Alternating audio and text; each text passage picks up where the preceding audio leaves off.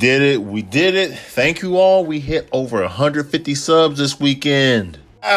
Feels real good. Over 150 subs in. But now the formalities out of the way, we finally get into it. Episode 8. Solo Leveling has finally did it. They finally were able to hit us with a feeler, and that pissed off everybody over the weekend. I mean, it was truly all over the place. Twitter, Threads, YouTube, all the vlogs. A lot of people were hating online this episode. But me, I thought it was pretty insightful compared to how great this series was. And also, it sets us up for the remainder, or as I like to call it, part 2 of what is going to happen and what did happen in episode 8. So all y'all really just need to quit hating and grow up. Not every single episode is going to be a banger. This one, like I said, was very insightful. Number 1, we found out about the true Big Five and who's really running shit. Google, Microsoft, Amazon, Tesla, and Meta. My bad, this is the wrong review. I'm talking about the Hunters Guild, the Tiger Guild, the Reaper Guild, the Fame Guild, and the Knights Guild. We also find out that's going to be an issue when the big homie Bike, you remember him? His brother is the one who Jinwoo cut his damn head off after trying to kill him.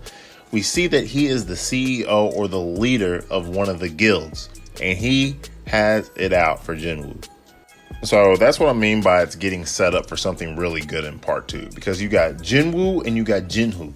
Jinhoo's father, who owns the construction company, has to get 19 to 20 victories.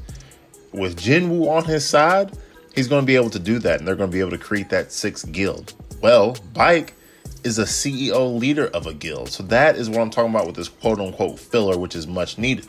We also get a glimpse of seeing that Jinwoo is not as powerful as he thinks he is. And now he realizes, after getting his ass handed to him by the Cerberus on steroids, he's not a complete idiot. He knows that he can't keep doing this stuff by himself. We also find out if he sticks out with his intuition, he'll be fine. But he's smart. He's conniving. So you know he's going to have himself a nice, trusty plan. And honestly, we're not really sure what that plan is, but we do find out that Jinwoo wants to get the gang back together, or at least we think, so the boys are back in town. Jinwoo accepts Jinhoo's offer, and he's going to help him win those 20 matches, with some preconditions, of course. They can either go all in, all by themselves, 2 versus 8 versus 6 versus all of the monsters and beasts in these other realms, or he can hire 6 randoms. Now we gotta remember, Hwang Dok-sung, the little brother of the Dake, he did this and tried to kill Jinwoo. So it's going to be a lot safer if Jinwoo and Jinhoo just go, but he wants to give Jinhoo the option. He also mentions that if it's just the 2 of them, it's going to be a lot more impressive to his father if those 2 guys are taking out all these missions. But he gives an ultimatum, and Jinhoo, being the sap that he is, he's like, I want a full group of 8. And they do it. Now, some things happen, an emergency is sent out, and we get to see the S-tier characters getting hit up. We get to see B-tier characters hit up. And it's kind of weird. It's kind of weary, but they're definitely building on to something good here.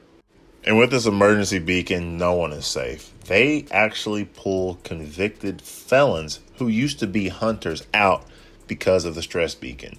I think there's more to that, all right? It's very, very odd, because whenever Jinwoo lands us to Jinhoo, they pull up to the very next mission, and guess what? They've got the original crew. I'm talking the crew from episode 1. You've got the B-tier healer.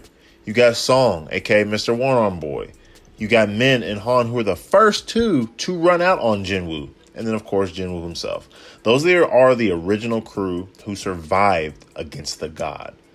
Jinwoo, he accepts the offer, and they all get after it. Another key spoiler that I think a lot of people overlooked in this episode was something that Solo Leveling truly doesn't do, and it strings on your heart a little bit. One of the more heartfelt episodes come about. Song, aka Mr. One-Arm Boy, asked permission from Jinwoo to lead them on this quest. Now listen, we gotta remember, he lost his arm after he wanted to sacrifice himself. But Jinwoo, being the person he is, he's the one who became the sacrificial lamb, and Sin was able to carry out the B-tier healer, Ju-hee.